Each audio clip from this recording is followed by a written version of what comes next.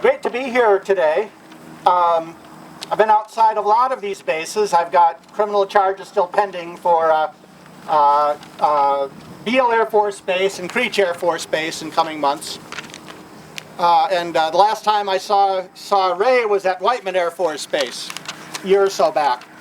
But this one is close to home. This is our National Guard. I've been involved in this movement since the first protest at Creech in 2009. Someone was just asking me if I've seen any progress in that time, and there has been in the public perception and how we're forcing the Pentagon and the drone makers to deal with this change of perception. When we started this 2009, even amongst our friends, people were saying, can't you accept there could be some improvement in warfare? Like, isn't this better than saturation bombing? Our soldiers are safe. And in the general public, it was like, well, what's wrong with this? Why complain? This is a nifty new thing.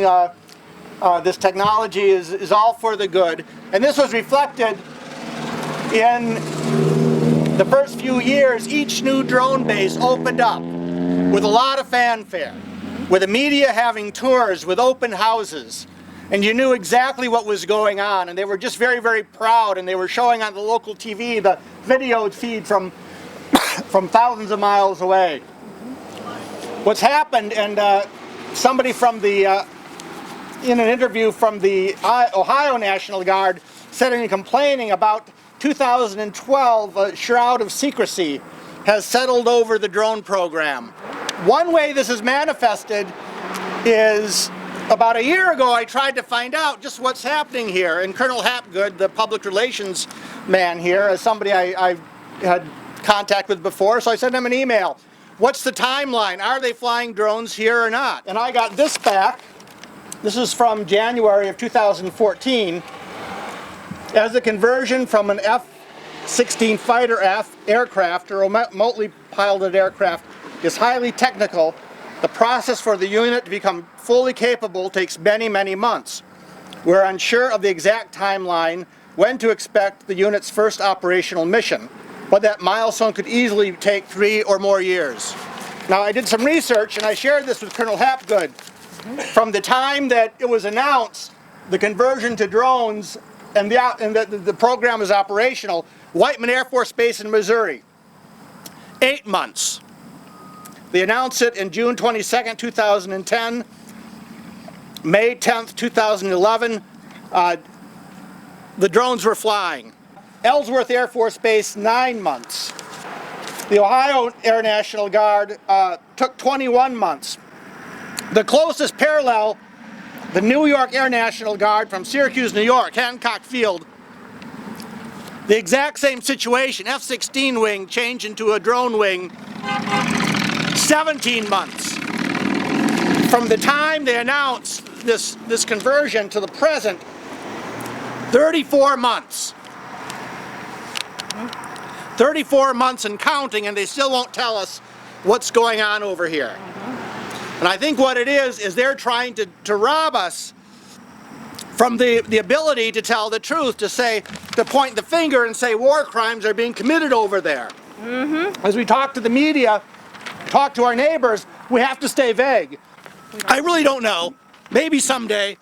Another piece of obfuscation that I just saw in the media this morning preparing to come here, a representative of the Guard had said that the drones only kill sometimes, mostly they're doing surveillance. Now that's like saying Al Capone wasn't robbing banks all the time. He was casing out the banks a lot of the time. There's no murderer on death row who's a murderer all the time. It's a little piece of their time, but they're trying to say that because so many thousands of hours go by of surveillance before they shoot a missile, that somehow this means that this is not a killer program. Yeah, and it is.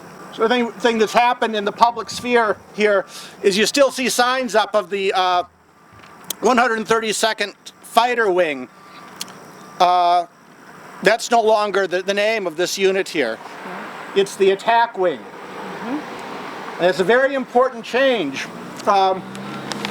Whatever you believe about the just war theory, you might think there are just reasons to fight somebody. There can be a good fight. There can be a fair fight. And a fight can have a resolution. A fight is not in and of itself a bad thing. But what they're doing here, now it's an attack wing. And an attack has a perpetrator and it has a victim.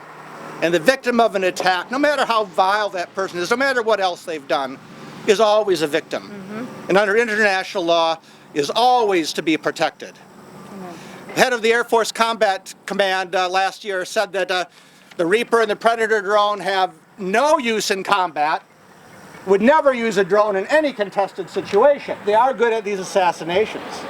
And the question is, what business are we doing having a weapon that has no defensive capability whatsoever, that is not any good in combat? What's happening here, unfortunately, as we see the world getting beyond war, we're not getting beyond war in terms of the fighting stopping, but whatever the restraints and the controls and the limits of war are being obliterated. And we're having what we're experiencing right now, what Pope Francis has called World War III, but happening in small pockets all over the globe. And we have to keep up this fight here.